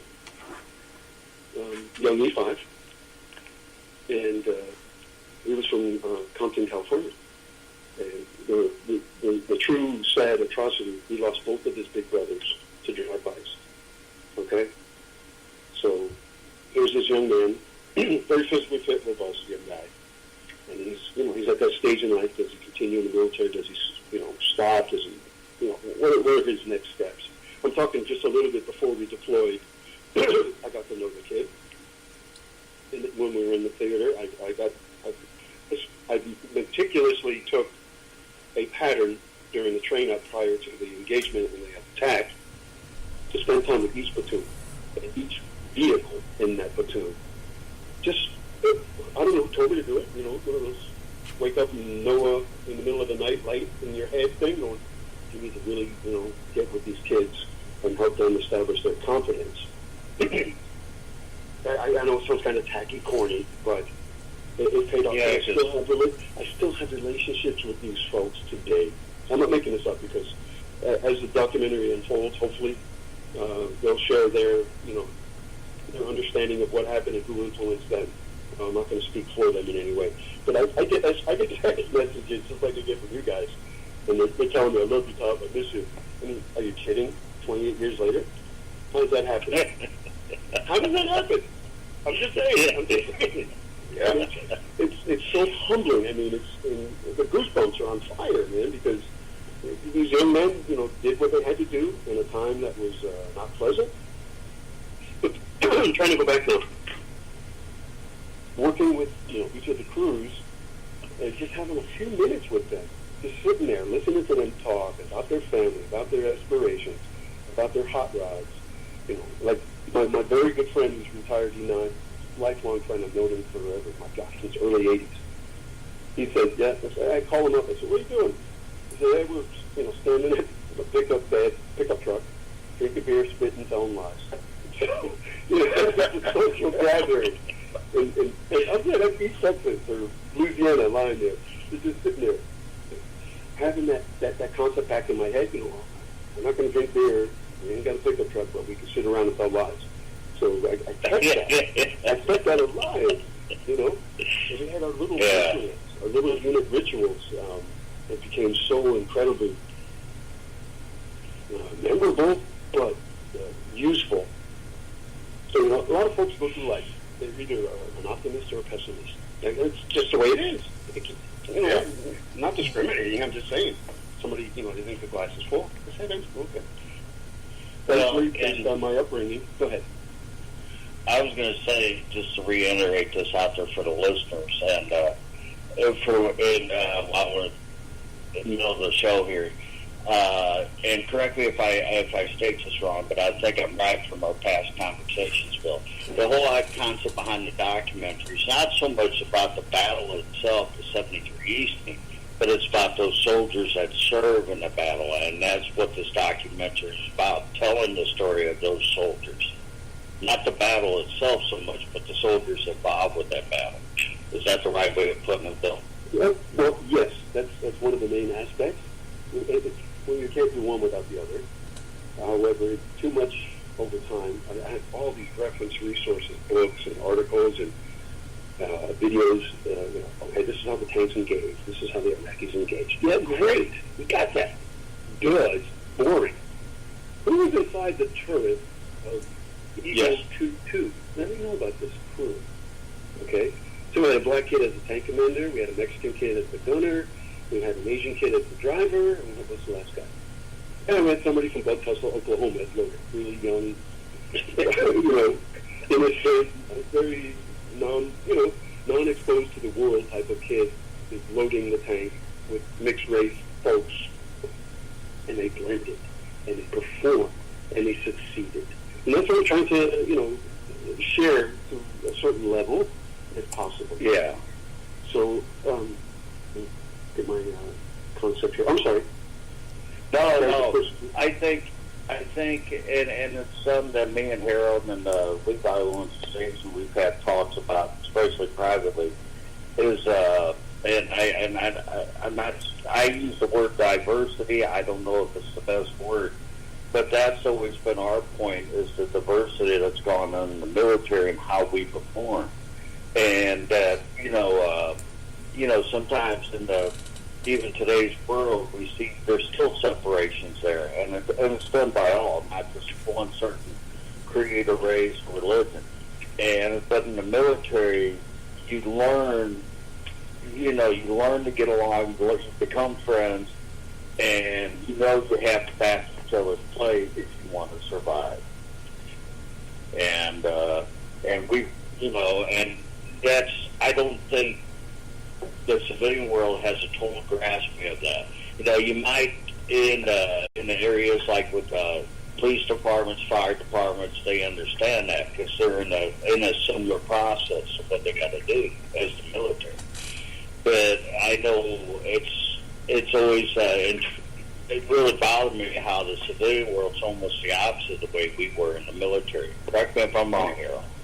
So no, you're absolutely right. I was just sitting here thinking the same thing, and I was thinking about what Bill was saying about the diversity of the units, breaking it down even further, the diversity of the armored vehicle crews. When you stepped in an armored vehicle, it wasn't going to be a bunch of people that looked the same and came from the same place. The only time you saw people that came from the same place, generally if it was a National Guard unit, and that's because they were all part of a local unit. Otherwise, in the regular active duty Army, everybody's from someplace different. Everybody has a different background. But more importantly, everybody's got the same job. And the job is to engage with and destroy the enemy by any means necessary. And that's what we were focused on. That and nothing else, I'd have to say. And at that point, it didn't matter the fact that I was from the south side of Chicago and the commander was from Nebraska, and, the gunner, he's from Georgia, and the loader's from New York. It didn't matter, because all of that meant nothing once we got inside that armored vehicle. And I think Bill and his documentary is really going to put this out there, and that's what America needs to see at this time, I think. I agree. We're agreeing where you fell. Go ahead. Thank you. No, fellas, thank you for contributing. Right on time. Extremely positive. So, to drill it open, just like Harold basically said at the last thing, we're showing a reflection of society. However, we're going to show without unequivocal proof that everybody can successfully work together, regardless. Yes. Regardless. Okay? A long time ago, on my very first position, I'm talking a long time ago, my very first opportunity to serve as a tank commander, Bravo Troop 11 CAS, Schwabach, Germany. The squadron commander was a gentleman named Ronald Coates. Ronald Coates was an enormous human being. He was all of 6'6", at least 280 pounds, and he was African American, and he's from Texas. They let you know. And yes, they do. He was a University of Texas. He was All-American, University of Texas, All-American lineman. You can look it up. And I asked him, I said, how come you didn't go pro? He goes, little intrusion showed up. What was that? He goes, Vietnam. Okay. So, set the conditions. Colonel Coates. I had Colonel Coates, and he was such a gentle bear. He was so big, he was big. When he walked in the room, the floor creaked. You know what I mean? You knew he was there. Right. He was like an eclipse. Being yours truly, I was a little rebellious. And not a little, a lot, but I tried to tone it down. So we started to pay no tax. And brand new M60A1s. They were really pretty. They were about a year old at this point. Ended up having to use that tank, which became known as the General Lee, as the display tank for the squadron. You guys know what happens with a display. You got to do everything. Every parade, every family day, da. It was the only paint job up. A lot of break free. No, we didn't do that. We had to wash it and scrub it. But I just want to share with you, and don't infer anything wrong here. I'm just saying this is how guys fought back then. All the crew were Mason-Dixon below folk, if you will. So you had the tank commander, yours truly, I claim Texas home. My gunner, as you just said, my gunner was a young kid from Tennessee. Oh, no, the driver was from Tennessee. The gunner was from Georgia, and the loader was Alabama. And the name of the tank was the General Lee, and it was painted on the gun too. And nobody took offense, nobody took umbrage that we called the tank the General Lee. Okay, the driver, God bless the kid, tall, lanky, salt of the earth, good kid, knew how to turn a wrench, get you out of trouble type of guy. The gunner was more like a MacGyver. I can fix that. Yeah, okay, baling wire tape, I got this. It was just a concoction of kids. We're all young. We're all 22, 23 years old, this and that. And we did what we had to do with a tank that was called the General Lee. Happy New Year. So what? And the squadron commander loved it. He said, I like that representation. I like that. Okay? What I'm trying to say here is we didn't let that affect us or phase us in our approach to doing our job in uniform. It just didn't enter the discussion. It didn't worry about it. Okay? We respected everybody. Everybody respected everybody. So it was too easy. And if you didn't respect someone, usually because they created a self-inflicted wound and they really didn't belong to that unit and or the military. So where I'm going with this, the upbringing of our folks at that time, in our nation, was a little different. They weren't distracted. Let's just say that. They weren't distracted by all the nice tech gadgets that distract folks today. You guys all seen How to Play the Kids? You've all seen, you see those commercials that are trying to push kids into, get out and play, the Play 60 football thing, the basketball thing, whatever. It was second nature. You did participate. You went and you played pickup basketball like Harold I love doing that, by the way, in the chain link basketball courts with the chain link basket net. You guys go out there and we just have fun and play. It was respectful. It was just good. That's all I want to say. So I know as a kid back in that generation, we used to get in trouble when we didn't get home on time at night or for dinner. And because we weren't home, you didn't want to stay in the house. What you got to do is sit there and watch TV with your dad with all 3 or 4 channels we had. So, or as I teased, my dad had growing up. My dad had 3 remotes for his one TV. One remote was Tom, one was Jim, the other one was Pam. There it is.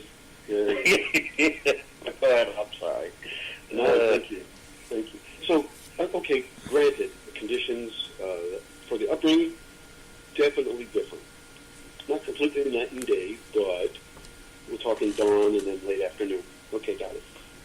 So, I just sent you fellows a couple pictures, and this week I was privileged to attend a veterans thing in my neighborhood at this, clubhouse type of thing.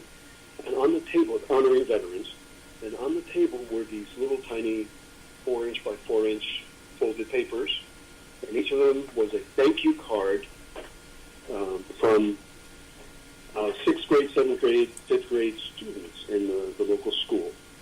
It was, in honor of Veterans Day, to all the veterans who served for us, thank you for your service, thank you for serving our country and protecting our freedoms, thank you, hero, you make America proud. I mean, they go on and on brave, humble stuff. I mean, sixth grade kids, okay? What are they, 11, 12, right? Yeah, right. But to read these, and you look at the back of the card, made especially for you by Mrs. Lee's keyboarding students. It's like incredible. They're nice little cards. I mean, they're really good pictures, the flag and the veterans and stars and the ribbons on the anyway. If you have a chance, you can take a look at them. And that really triggered something in me, because when we were prepping to deploy, family support groups really didn't exist. Yeah. Right? We're talking the late 90s, or late 80s, or what's a family support group? I don't know. Well, you're the first one. You're supposed to know. Okay. Figure it out. It says family, right? Introduce the word family. Come on, guys. You know this very well. Introduce the word family. Okay. I got it. That means wife and kids, or spouse and kids. Got it. Okay, let's do this. So what do I have to do? I have to go link up with the old man and tell him, hey, what is a family support group? He goes, I have no idea. Let's make this work. Okay, cool. So literally, you built it out of nothing, out of hide. Okay? And we, in Eagle Troop, one of the scouts from 3rd Platoon, his wife said, I got this. She was like a den mother. She was so wonderful. They took it, they built their phone contact rosters before email. So everybody had a phone number, the addresses.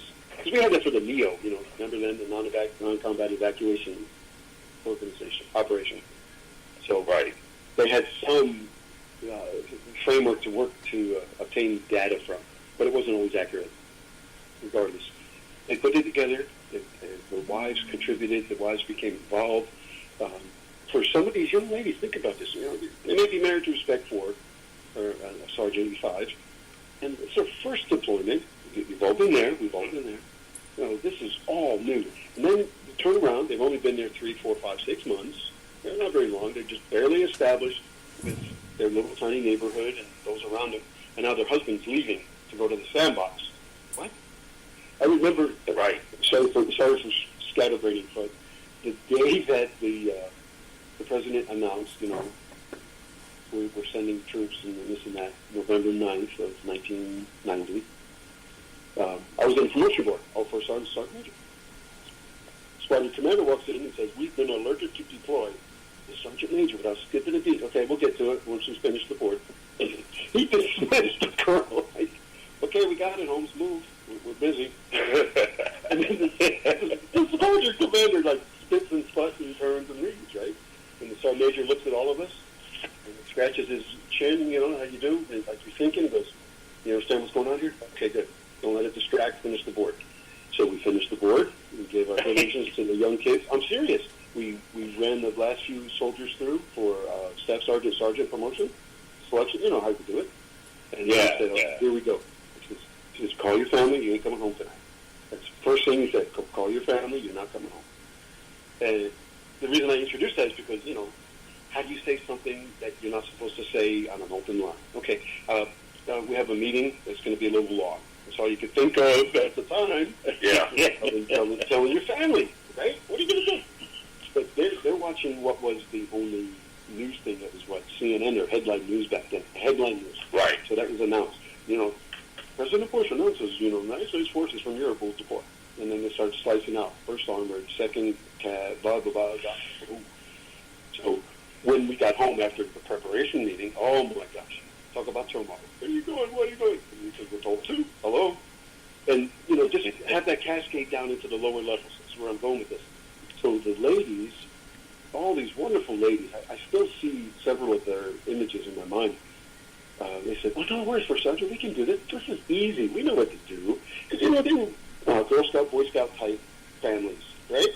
So they understood that kind of a network, what the structure required, and how to notify. And I tell you, fellas, when we left a few weeks later, I had a big box full of these little small packages wrapped in Christmas paper with a bow on it, with a name tag, or like a, the from to thing, from Santa to Sergeant keypad. Right? Every soldier, every officer, every NCO. The ladies had put these little wonderful gift boxes together, and we took them with us. And then fast forward to Christmas Eve night, HR and I took the Humvee, and with this little 8-inch plastic Christmas tree with little battery-operated lights. I'm like, you know where the radios are on the old Humvee, right in front between the driver and the TV. So I'm driving the Humvee, H is in the passenger seat, and we have a big bag of those boxes of stuff for the troops, and we drove around doing ho, ho, ho to all the guys that were pulling security in the tanks and batteries. That was how we did it. It was such a thing. But it's all generated from where I really want people to understand, the upbringing of the folks involved, the ladies, the family members, to take the time and the energy to put that together. And they were just candies and little happy, goofy toys and gift card things, like the stuff you used to get at a Cracker Jack, just nonsense. But it was something to hand to each of those soldiers to let them know that they were still thought of, that they were still valuable to their family, even though they couldn't communicate. Because there was no communication out there. If lucky, we could find a tent with one of those AT&T phone banks on it. I'm sorry, please. No, I was going to say, I know when my son made his first deployment to Afghanistan in 2009, here he was, and he's a grunt, infantry. And I was giving him hell. I said, "Oh, it must be nice." He goes, "What, being in Afghanistan?" I said, "No, being there and having the communications that you got now. Here you are, granted, the camps by then, as you know, Bill, were established in Afghanistan. I forget what camp he was out of. But, here as they get back to camp after patrols, he's got his laptop, he's got a phone he got from the local guys, and he sits there calling, and I was like, geez. I said, what it was like when just being, back in the 80s when, like my case, being in Korea, we didn't have no cell phones. We didn't have any of that yet. You get what we call the NWR, Morale Welfare Recreation Call, which was like 3 to 5 minutes, a free call. Or you made that ungodly expensive phone call to your family, and I always joke, I said, for example, to go back even further, I remember when I went to basic training, And, you know, at Disney Barracks there, we had, as you know, Bill, because you were even a drill then, and you had banks of phones outside of barracks. Well, you know, most of us didn't have change to call, so I remember going out to the phones, you know, once in a while, and call my parents. Basically, I call Mom, Dad, hi, you alive still? Yeah. Everything going okay? Yeah. Okay, bye. Talk to you later. That'd be my mom. Yeah, you know, I wanted to make a little point on that, too. I don't think a lot of people realize, especially maybe our younger listeners, how little combo we had with our families that time, especially if we were somewhere away. And we also had no access to news. My best example of this, and Bill, I think you'll appreciate this, I was on Operation Bright Star, which was very similar to Reforger, except it was a deployment to the Middle East, usually Egypt. And it was basically an 18th Airborne Corps exercise as far as the Army was concerned.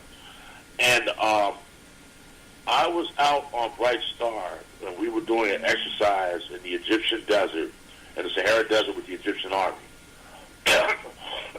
Excuse me. Well, guess what happened while we were out there? The wall came down. The borders opened to East and West Germany, right? We had no idea. And this was something near and dear to my heart for the obvious reason. And I had no idea, and the way I found out was our platoon leader, and unfortunately I can't remember his name. He was telling us in one of our many briefings that, oh, by the way, the wall came down in West Germany. You know, he was like, the borders are open. So we're like, so we're at war with the Soviets now? And he said, no, it came down peacefully. And I was like, well, that's impossible. That would never happen, you know. But it did, you know. And that's how we got the news. And the young people now, well, you know, they're out there and they've got their smartphones and the internet and Twitter. And all of that would have been all over the news if we had had those things, but we didn't. Well said. Thank you. And, you know, you really think about it, up till even Desert Storm, our line of communications hasn't changed much in, you know, 200 plus years of military history. You know, except for the telephone was added, but, you know, but unless you're somewhere where you got a bank of phones, as we used to call it, what Bill said, that made me laugh, is I haven't heard a bank of phones, or we haven't seen it in a long time, because the technology is so drastically different now than it was 30, you know, plus years ago. And so, but yeah, it's just, it's people, you know, like I said, when my son was in Afghanistan, it's like, you know, I know when he got back from his first tour, we talked about it, and I said, you just don't know the difference. I said, you're in a deployment. I said, hell, I was stationed in Korea, and the temporary building he stayed in Afghanistan in 2009, Bill, was better than the barracks I stayed in 1983 in Korea. I was there for a year or two. It was including Tent City up at the DMZ when you rotated up there for DMZ missions. So, and but yeah, it's just the communications. But you know, and I see that. I know who Harold is too nowadays. You get some of the younger guys. Here they are in the field just training. And, oh, you know, they've taken a picture on their smartphone showing where they're out training and posting on Facebook. And we addressed that on the show, if you remember, Thomas. Yeah. We were interviewing one of our guests, and I asked him about how the Army was handling the whole social media smartphone, camera phone thing. Was right. And I asked, was there some type of regulation in place, or how is that working? And his reply was basically, they just let it happen because, all in all, it's good propaganda for the military, for soldiers and other military personnel to show what they're doing to their friends and family on a regular basis.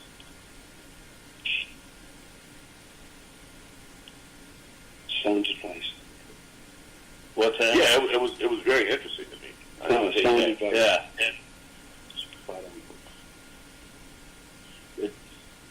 So another aspect that our country, I think, would enjoy seeing. It's almost like a living museum of history. Okay, and Tom and Harold, having served, Yeah. you know what it feels like to wear a helmet, to carry a weapon, to be deployed, like you just said, to the Bright Star in an unfriendly environment, strange, different language, different symbols, different disease, because they get viruses and bugs and all that crap going on. Yeah. The manner in which, I'm trying to phrase this properly, the manner in which our kids were able to, our soldiers, our men, our ladies, were able to deploy into that environment under those conditions and not just survive, but succeed and survive. Yeah. You know, Tom, you said it very well. You said, "Oh yeah, my son's fob had a better hooch than I had back in Korea." Okay, I mean, granted, I'm not. Don't misinterpret. I'm not condemning it. It's just they focus a little more. They being military protocol focus and doctrine focuses on force protection, which is obviously if you lose your soldier, you haven't got a soldier. You haven't got a force. Okay, good. And then the creature comforts that go with that force protection, right? And then the added benefit to this newer generation or generations with the input of all this new technology, changing all of that. Okay, but it works both ways. It works very both ways because the folks back out of harm's way, are still in their environment, their cozy operation, their daily life, and they're able to, as Tom mentioned, do face-to-face with that person in that deployed zone or whatever you wish to call it. Okay? So that a modern experience in whole, in totality, let me say that, contrasts with how we had to do what we had to do. And let's just think about the way we communicated with our equipment, our military equipment. Gee, we have FM radios with secure controls on top of that, right? So you weren't, theoretically, I'm not confident, but theoretically, it was hard to intercept the sound, the signal, the actual language being spoken. I really didn't have any confidence in that, but that's what we had to operate with. That confidence doesn't work. Yeah, the systems we had back then, the key, the radio, and every night change it at 1 o'clock in the morning, blah, blah. We didn't change our fill. We don't have to go too deep into what a fill was, but just say that was the code for that day. Okay? We did not change, fellas. Come on, I'm serious about this. We did not, 7th Corps did not change fill at all through the entire attack. We did cross the berm on the 23rd, at 2 o'clock in the afternoon. And at that point on, don't touch that fill, leave it alone. Because they were afraid because we had so many miscues with that existing technology. Because if your radio did not accept the fill for that day, it wasn't like, you try it again, it's going to fill. No, you just burned it for that day. You don't get that back. You guys know what I'm saying. It was a one-time deal. So 7th Corps made the prudent decision, do not change the fills. Do not issue any more fills. We're leaving the radios where they are. So we broke our own doctrine for that entire assault because they were afraid the technology wouldn't support. Just wanted to share that. And then Tom said, multiple means of lines of communication for military. Yes. Number one, for all time and forevermore, messenger, courier, whatever you wish to call it. So there were occasions when, by the tyranny of distance, we were too far apart, and the radios didn't reach. What happens then? Go send a courier, right? Runner, yeah. Guess who gets to do the courier job in the unit like out there? Okay. First You're talking to him. You're talking to him. So, wait. It gets better. Having no GPS, we personally, in my vehicle, my crew, I was given, judiciously, generously, a Lowrance. You know the Lowrance? the system that you use on boats, on the water. And a LORAN is good because it'll triangulate and give you your position. It's pretty interesting. But you have to have operational towers within a certain line of sight. The Earth curves. So it worked when there were towers. It worked great when there were towers. It didn't work when there were no towers. So you had to use inertial nav, which is, distance, direction, time. Shoot, going on X azimuth for X distance, stop, turn, go X azimuth for X distance. And then get back to where you came from, reversing that, okay? Yeah. But old school, Bill. The mix. Old school navigation, Bill. Extremely. Christopher Columbus stuff, except in Hummer. Yeah. And then add the wonderful, let's have the unit move while you're gone. So they're not where you're plotted to come back to. You have to readjust and try to find them. Thankfully, and I can only attribute this to, good grace of the Lord and gut. Okay? Once you had an orientation, and what I mean by that, everybody, an orientation, you knew east, west, north, south. You had that down. You could tell. In daytime, it's very easy. Look at the sun, look at your watch. Look at the sun. The sun's on the east. I'm good. Oh, it's 3 o'clock. The sun's on the west. I'm good. I know north, south, east, or west. Right? Very simple. Nighttime, not so easy. You have to learn to do the stars. It's a pain. It's such a pain, especially when you spend half your adult life in a turret buttoned up at night. Because you have a map and a road and lights and night vision and all that good stuff. The whole dynamic, the fact that I'm even talking to you guys today, I still give thanks. I give thanks because it's ugly out there trying to maneuver alone in the dark without a real navigation aid. Anyway, but concerning the lay of the, I was going to say, concerning the lay of the terrain, it was horrible. You didn't have much of the terrain features.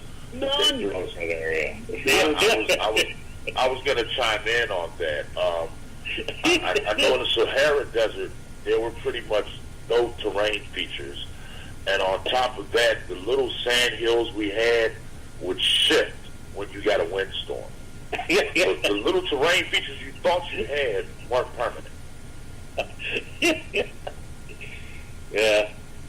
And see, that's one thing NTC would not train you up for, Bill. NTC's got a lot of terrain features out there that are permanent. Yeah, and again, because it's a desert atmosphere out of NTC, Border 1, California, but there's a lot of big hills and mountains out there. So, you got C-130 Hill, you got T-Ford Granite, and, just the Whales Gap and so on. And how I remember that stuff sometimes, I kind of wonder. It's pretty good memory. I don't know about good memory. It's drilled in the head, you know that. Yeah, Bill, I've got a burning question for you that I want to get in before we run out of time. And this is kind of personal for me.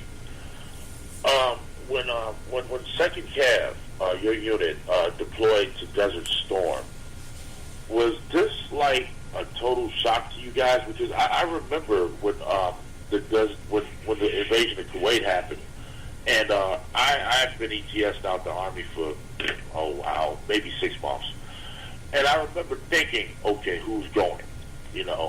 And I knew my old unit was going, and I thought of all the stateside units that would possibly go, but the units in Germany and other places like Korea, Italy, I think we had U.S. Army units here and there, but especially those in Germany, I thought to myself, those guys aren't going anywhere. And then I see on the news a few months later, like you were just discussing, wow, they're deploying cats from Germany. This must be serious. Was this a big surprise to you guys? I will share something. Thank you, Harold. I like that. You brought up many good memories. In August of that year, 1990, I was over in Vilsec attending what they called the First Sergeant Company Commander Course. And very nice. It was a gentleman's event where you learned all these different agencies and support groups and stuff like that. And it helped with a little bit of regulation, doctrine, how to procedurally do something, medical retired guy. And, what I mean? It was a lot of admin and logistics side. Admin, yeah. Yeah, it was, nothing to do maneuver functions or like that, MOS specific, but it was a good admin overload.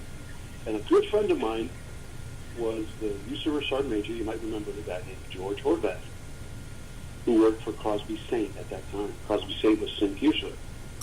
And George came and did the USERA speak, and he's a very animated, wonderfully warm, talented guy, always with a good joke and story.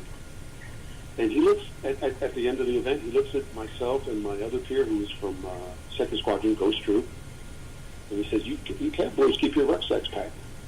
He said that in August. And I think I want to say, I think it was like the 4th or 2nd of August, correct me if I'm wrong, when he slapped Kuwait hard. It was early first week of August. And we were at the school, and we were in the school right around the middle of the month. I remember because I used to celebrate, like a dingbat, the day that I joined or entered service was 11 August. So the 11th of August was always the day, have a beer and say, wow, I'm still here, I'm doing good. Okay, good. So I remember the event with George was a day or two after, so like 12, 13 August. He said, you cat boys, you keep your rucks packed. And we looked at each other like, what the heck is he talking about? It was like, 82nd had pulled out, 82nd was deployed. We thought it was going to be just, okay, show of force, we have people here than you, go home, loser, blah, blah, blah. That was the mentality, Harold, you're so right. We didn't do any training from that point forward. We went to our regular Hohenfels deployment training. We were set up to go to grad at the same time when the alert notice hit. So we were already spooling up for gunnery like you normally do. Right. And then, you did the 180 reverse course. Okay, we're going to pack everything up and get it on the train the next day. I have to really say about this, though, if I have a moment. The manner in which the platoon sergeants, I'm so blessed to remember these gentlemen. I'm going to say kind of a harsh term, they were badass. They were just down-to-earth, badass, good tank and CAV platoon sergeants. They knew their men, they knew their equipment, and they had the confidence of their platoon leader. We only had one platoon leader with relatively new, less than 6 months, 3-4 months in the unit. Most of the other guys, 3 of them were first lieutenants already. You guys know what that means. They'd already done some time. And right. Two of them had been tank platoon. Excuse me, 10 minutes. And then they went to the CAV. Thank you. Go ahead. Oh, yes, thank you. He was giving us a warning order. Duly noted. 10 mics. 10 mics. Good. We will expedite. So these platoon sergeants, God bless them. The one from second platoon, robust, hard-charging E7. The one that I had first platoon was just barrel of fun, life of the party, but good at what he was a good scout. You guys know what I'm talking about. Yeah. They just took their guys, and the way they composed themselves in front of their platoons and said, look, I need you to get this. The laundry list of prep that they gave them was so comprehensive, and it was so gratifying as, the first sergeant to watch them do that. It made my life so much easier, and the old man's job so much easier. They took such a burden off, the troop leadership. They had it. We got this. Get away. But that all goes back to the upbringing of these men throughout their military career. I was kind of a younger E7, non-promotable, as the first sergeant. The reason for that, I went to the sergeant major based on I asked the regimental sergeant major, said, may I please, pursue a first sergeant position? He goes, you got to go talk to the squadrons. And I went and talked to each of the line squadrons, first, second, and third. First squadron, no, didn't want to go there. Third squadron said, yeah, I can give you a job. And this is back in like July. In the first sergeant, the CSM, I still know him, we're still friends. He's like, Holmes, I can't help you till the first of the year. I'll have vacancy. Okay, thank you, Sergeant Major. The second squadron sergeant major looks at me, turns his head, cocks his head sideways. And, what are you coming to me for? I said, I would like to be a first sergeant. And he was like, okay. When can you start? I said, you tell me, Sergeant Major. I said, okay. I want you to be a platoon sergeant for gunnery over in Ghost, and then see how you do, and we'll put you into a troop. So I was really supposed to be Ghost Troop, first sergeant. Okay, I was being groomed and took a platoon in Ghost for a couple days. It's literally a couple of days. And there was the incumbent first sergeant Eagle Troop had a little bit of a tipping bottle problem, so we won't go any further. And HR had to remove him. And I get this phone call at home, like 8:30 at night, which is weird. I was like, this is an alert. This is weird. And I answer the phone, and it's the Ghost Troop first sergeant. Hey, be ready to see Sergeant Major, 8 o'clock tomorrow. That's Friday. What? I didn't mean it wrong. You didn't say, you know how to do. You don't want to go see the Sergeant Major, but 8 o'clock. Yeah. Anyway, It's not a good sign usually. It's not a good sign. Yes. I'm like, oh, this is not good. I'm in there. I'm scratching my head. What the heck? I knock on the door. I come in. He goes, so, you ready? You ready to take over? I'm like, excuse me, Sergeant? Yeah. You're going to Eagle Troop. I'm like, oh no, I didn't want to go to Eagle Troop. It was a mess, right? I was one saying a mess, but it wasn't quite as efficient and tight a group as Ghost. Ghost was tight, I have to say. And HR had been the CEO for a couple months, 4 or 5 months, and he was in his office and he was moving back and forth. Kind of like a cat pacing. You know how cats do it? They go left, right, stop. Left, right, stop. Yeah. His exact words was, Bill, man, I have to relieve the other guy. You ready? I need you. Okay, let's do this.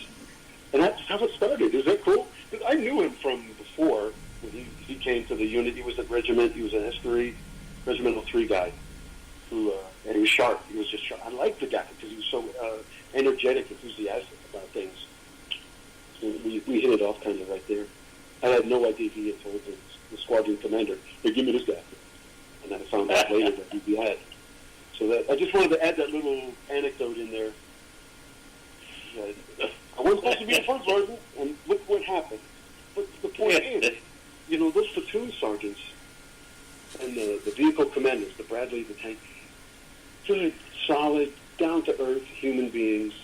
They have so much of my respect. I can't give any more. They have every ounce of that respect. Because I was hard on them. I wasn't.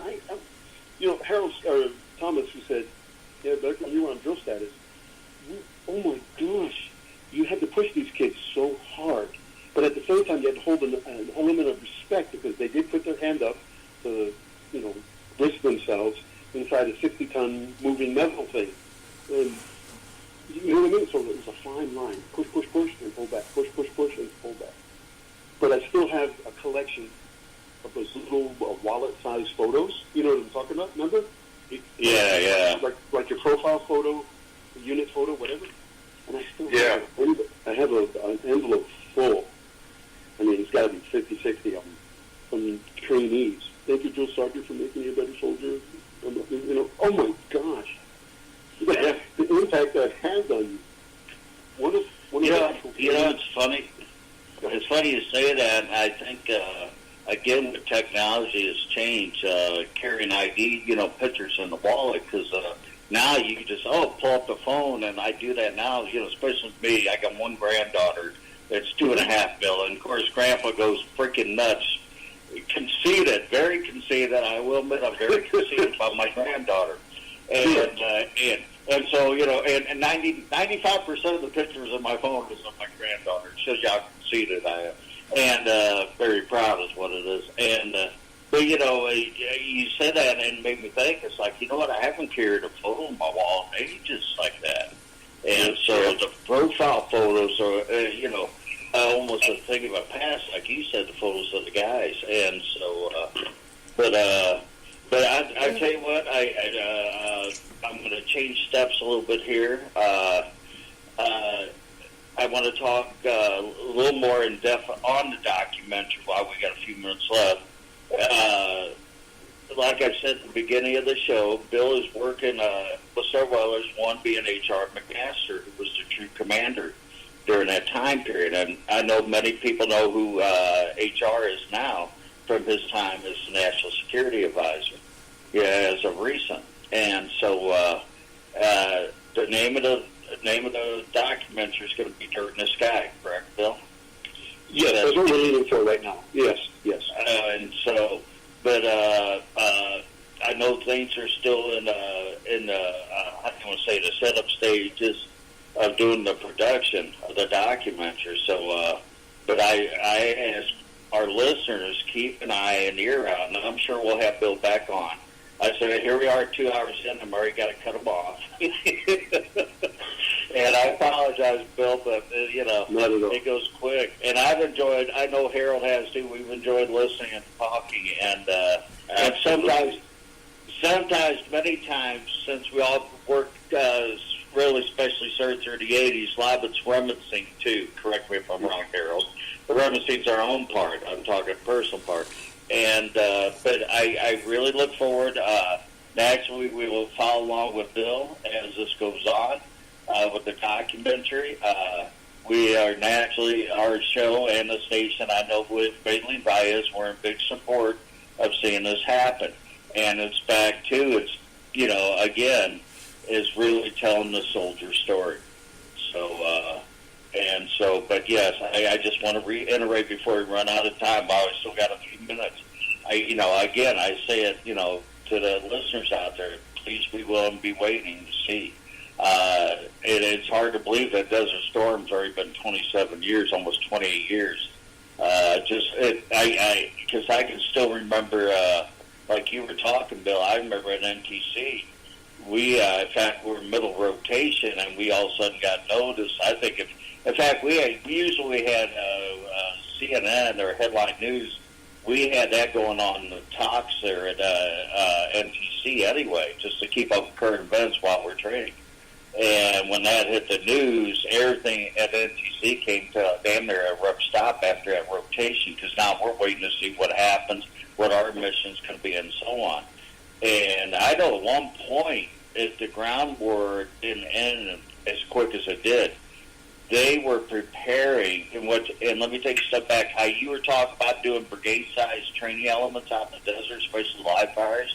Mm-hmm. They were preparing NTC to move the whole NTC, and I'm talking ops group, operations group, and the op floor, the 177 Brigade. They were going to basically transplant NTC over to Saudi and use it for train-up for units and troops to go, to go to the war of Iraq. And, fortunately, the war ended at 100 hours, as they call it, the 100-hour war. So that did not happen. But we were preparing to deploy over there for training. And a lot of people don't know that. I do, because I was there for the middle of that. But I just want to throw that out there. And, so NTC was for the units of the States, a previous critical train-up for Desert Storm. But Desert Storm became, when Desert Shield kicked off at NTC at Fort Irwin, it was a major event, and even there, because here we are, we had to change our wheels, what we did, how we train, and as we talked, so we had to revamp our training methods, because now we got to train units up for Desert Storm for Iraq. And so we had to do a 180 and revamp it. And I still go back to the leadership we had there at the time, and the gentleman that you know quite well. And I have to tell Harold later, you had me laughing when we talked a couple of weeks ago, and when you mentioned General Clark's name, who was your battalion commander at Fort Carson at one time. And but General Clark had effective leadership out there. He was a good commander and a good post commander out there. Just that's his job post. He's over, you don't have a division or whatever. It's just post commander, but all the operations fell under you from both sides, because the mission's unique out there for what you do, So you don't have just your normal division with 2 or 3 brigades. Here we had the Op 4 brigade, which actually was a short brigade, and then you had the ops group, so operations group. But I know we're getting close to time. But I'd like to thank our listeners for listening in to this 2-hour show. And as always, follow us along. And I'll tell you what I'm going to do. I'm going to go ahead and turn it over to Harold. Thanks, Sergeant. I'm going to start by thanking retired Command Sergeant Major Bill Virrill for once again coming on the show. It's been a great talk, and dirt in the sky. Everybody look personally look forward to it. I'd like to thank all of our listeners for listening today. And most importantly, I'd like to say a happy Veterans Day to all of our men and women of all the armed services who have proudly and bravely served this nation. Thanks for listening to the Veterans Show. We are the voice of the veterans on WLMR Radio.